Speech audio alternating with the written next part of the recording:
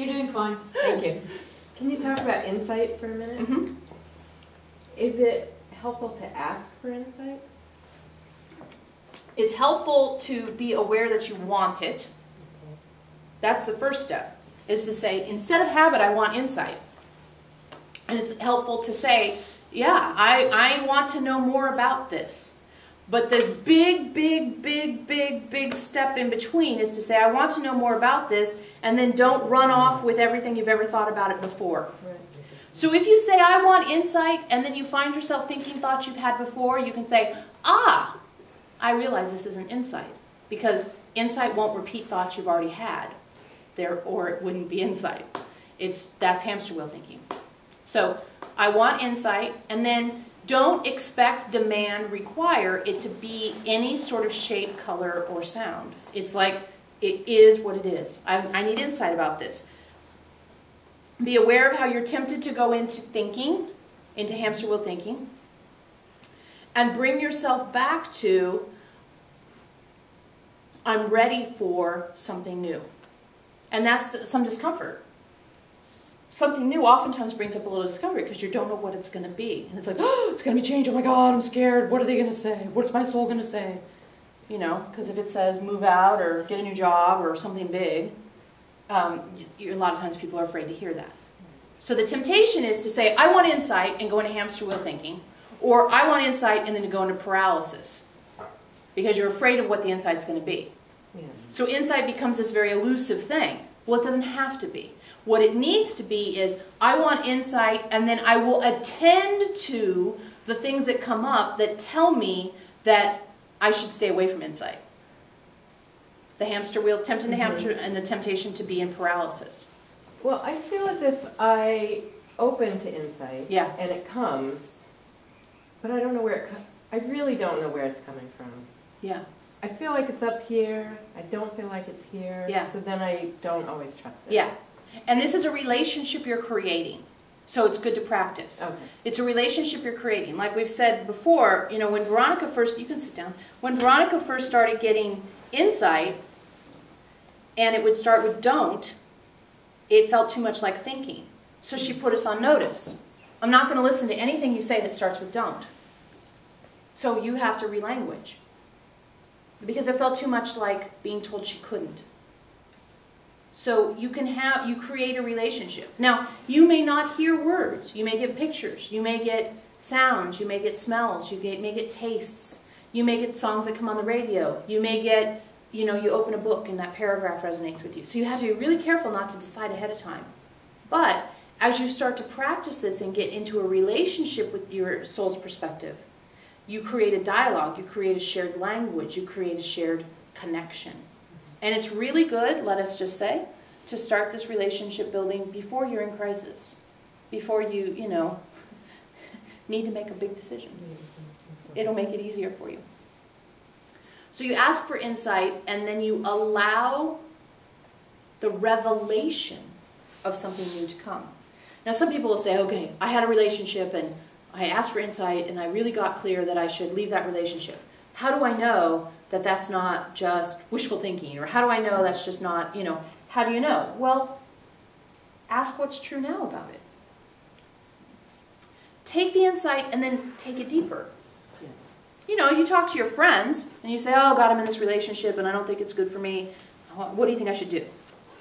And one friend says this, and one friend says that, and then you ask somebody else, and you go to a counselor or something, you keep asking, you keep asking, you keep asking.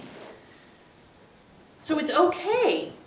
What we get sometimes is that you guys have an idea that the voice of my soul's perspective is the voice of God, and it's absolute and all. You are the absolute. You have the body. The soul's perspective is here to help you, to give you ideas, to give you openings. But you have the body, you have free will, it's up to you. To join together with this trusted advisor.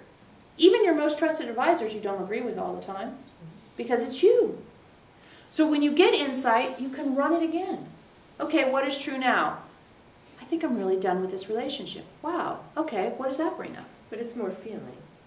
It can be. Okay. It can be a feeling. It isn't for everyone. Okay. It really isn't for everyone. Like for Veronica, we'll just use her as an example. When she looks for insight, typically it comes when she's just waking up or when she's just falling asleep.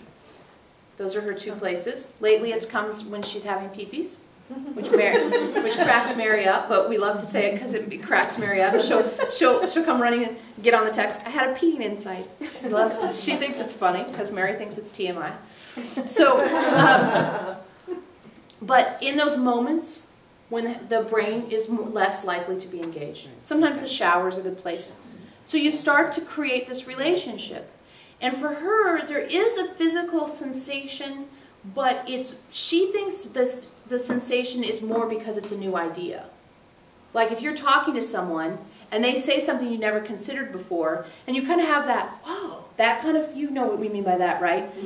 That's the only physical sensation that goes with hers. She'll just go, oh yeah, we should change the subtitle on the book. But she could have that same feeling if you came along and said, you know, did you know there's a moose in your front yard? Oh, there is? That's never had one of those before. Same thing. So, but for other people, it might be a feeling. It might be a strong feeling. We had somebody at one point, maybe it was one of you, that would feel a tapping on one shoulder or the tapping on the other shoulder. If it was yes, it was one shoulder. If it was no, it was the other shoulder. I mean, it's crazy. And it doesn't matter. And that's the uniqueness of each of you, how you decide to process insight. But it will be something you haven't already hamster wheel thought about a million times. It will not be rude to you. It will not put you down. It will not say things to you that are cruel or hard. You know, you'll say, I suck, and it'll say, actually, no, you're doing a great job. You just might want to consider this. It'll be more like that.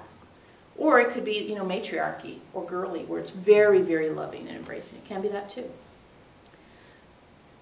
But really the bottom line of the bottom line of the bottom line is if you're thinking thoughts you've thought a million times, we would suggest you say enough. We'd just suggest you say, I'm done thinking these thoughts. I've thought them so many times that I refuse to give another instant of my incarnation to that thought. Therefore, all the thinking I've done about this has not changed it, fixed it, solved it, or given me bliss. Therefore, I am ready, I'm absolutely ready for something new. And then the temptation is going to be to think about it again. And you say, no. Draw the line in the sand.